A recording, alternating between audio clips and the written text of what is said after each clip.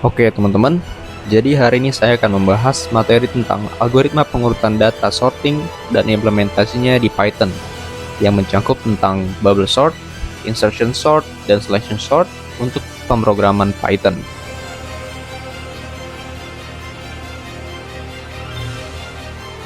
Yang pertama adalah pengertian. Sorting atau pengurutan dalam pemrograman adalah proses untuk mengatur atau menyusun data dalam urutan tertentu, baik itu dalam urutan menaik, ascending, atau menurun, descending. Data yang diurutkan biasanya berupa kesimpulan elemen seperti angka, string, atau objek yang disusun berdasarkan aturan tertentu. Tujuan dari sorting adalah untuk memudahkan pencarian, analisis, dan pengolahan data yang lebih efisien. Pengurutan data sering digunakan dalam berbagai aplikasi seperti dalam pengolahan database, pencarian, dan algoritma lainnya. Selanjutnya adalah manfaat. Yang pertama, meningkatkan efisiensi pencarian. Yang kedua, setelah data diurutkan, pencarian elemen dalam dataset dapat dilakukan lebih cepat. Misalnya, algoritma pencarian binary atau binary search hanya dapat dilakukan dengan efektif pada data yang sudah diurutkan, sehingga waktu pencarian menjadi lebih efisien dibanding pencarian linear pada data yang tidak terurut. Ketiga adalah untuk mempermudah analisis data. Keempat, membantu dalam pengelompokan dan pemrosesan data. Kelima, data yang diurutkan memungkinkan pengelompokan atau clustering yang lebih mudah, seperti pengelompokan angka atau pengurutan string berdasarkan abjad.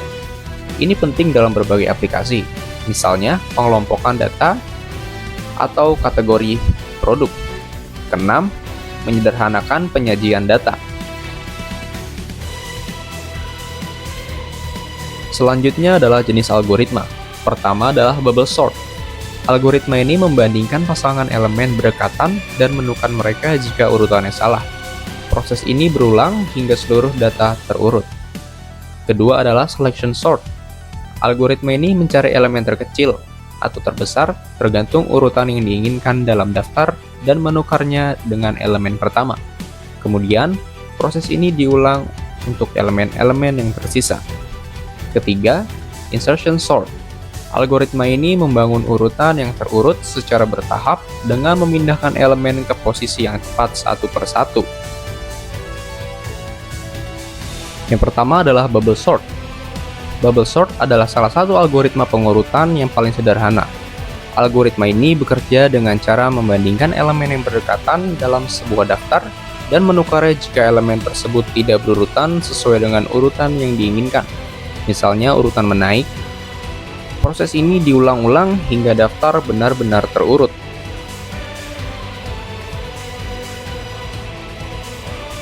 Langkah-langkah bubble sort. 1. Mulai dari elemen pertama dalam daftar. 2. Bandingkan elemen pertama dengan elemen kedua. Jika elemen pertama lebih besar dari elemen kedua, tukar posisi keduanya. Jika tidak, lanjutkan ke elemen berikutnya. 3. Ulangi proses ini untuk setiap pasangan elemen yang berdekatan. 4. Setelah satu iterasi selesai, elemen terbesar akan berada di posisi terakhir, seolah-olah terbubbles ke posisi paling akhir. 5. Ulangi langkah 1 hingga daftar terurut.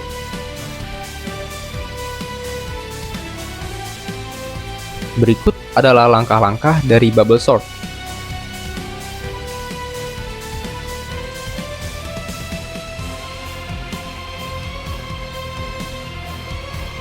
Kekurangan dari bubble sort. Kelemahan utama dari bubble sort adalah kompleksitas waktu yang buruk dalam kasus-kasus terburuk dan rata-rata. Waktu eksekusi bubble sort adalah O(n)2, di mana adalah jumlah elemen dalam koleksi data. Algoritma ini seringkali digunakan hanya untuk tujuan pendidikan atau dalam kasus-kasus di mana jumlah data sangat kecil dan performa bukanlah faktor kritis. Kedua adalah selection sort. Selection sort adalah algoritma pengurutan sederhana yang bekerja dengan cara memilih elemen terkecil atau terbesar tergantung pada arah pengurutan. Ini dilakukan dari daftar yang belum terurut dan kemudian menukarnya dengan elemen pertama dalam daftar yang belum terurut. Proses ini diulang untuk setiap elemen dalam daftar sampai seluruh elemen terurut. Langkah-langkah selection sort. Langkah pertama, mulai dari elemen pertama dalam daftar, temukan elemen terkecil untuk urutan menaik di sisa daftar yang belum terurut. Selanjutnya, tukar elemen terkecil yang ditemukan dengan elemen pertama yang belum terurut. Langkah ketiga, pindah ke elemen kedua dalam daftar. Temukan elemen terkecil di sisa daftar dan tukar dengan elemen kedua. Langkah keempat, ulangi proses ini untuk setiap elemen berikutnya hingga seluruh daftar terurut.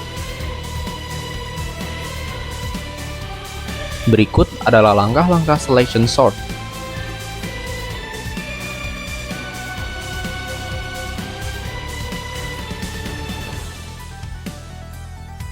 Kelebihan dan kekurangan selection sort. Keuntungan dari selection sort adalah bahwa algoritma ini sederhana dan mudah dipahami. Namun, kelemahannya adalah kompleksitas waktu yang buruk. Dalam semua kasus, termasuk terbaik dan terburuk, kompleksitas waktu selection sort adalah O, N akar 2, di mana N adalah jumlah elemen dalam koleksi data. Oleh karena itu, algoritma ini tidak efisien untuk koleksi data yang besar. Walaupun selection sort jarang digunakan dalam aplikasi nyata karena keterbatasan efisiensi, konsepnya masih bermanfaat sebagai cara untuk memahami dasar-dasar pengurutan dan dalam konteks pembelajaran. Ketiga, insertion sort. Insertion sort adalah algoritma pengurutan yang bekerja dengan cara membangun urutan yang terurut secara bertahap. Pada setiap langkah, elemen yang belum terurut akan disisipkan ke dalam posisi yang sesuai di bagian daftar yang sudah terurut. Proses ini mirip dengan cara kita menyusun kartu remi, di mana kita akan mengambil satu kartu dan menempatkannya di posisi yang benar dalam susunan kartu yang sudah terurut. Langkah-langkah insertion sort. Yang pertama, mulai dari elemen kedua dalam daftar. Anggap bahwa elemen pertama sudah terurut. Kedua, ambil elemen kedua dan bandingkan dengan elemen pertama. Jika elemen kedua lebih kecil, tukar posisi mereka. Ketiga, lanjutkan dengan elemen ketiga dan bandingkan dengan elemen-elemen sebelumnya satu per satu. Menempatkan elemen tersebut di posisi yang benar. Keempat, proses ini diulang hingga seluruh elemen dalam daftar terurut.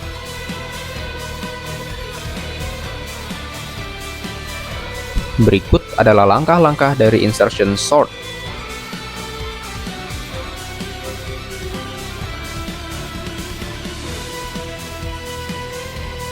Kelebihan dan kekurangan insertion sort. Keuntungan utama dari insertion sort adalah bahwa algoritma ini efektif untuk data yang sudah dalam keadaan hampir terurut atau memiliki jumlah elemen yang sangat sedikit. Namun, insertion sort tidak efektif untuk data dengan jumlah elemen yang besar karena kompleksitas waktu dan rata-ratanya adalah O, N akar 2, di mana N adalah jumlah elemen dalam data. Meskipun insertion sort tidak digunakan secara luas dalam praktik untuk pengurutan data besar, ia masih bermanfaat sebagai alat pembelajaran dan memahami prinsip dasar pengurutan. Sekian penjelasan dari saya, kurang lebihnya mohon maaf. Sampai jumpa pada video yang selanjutnya. Terima kasih.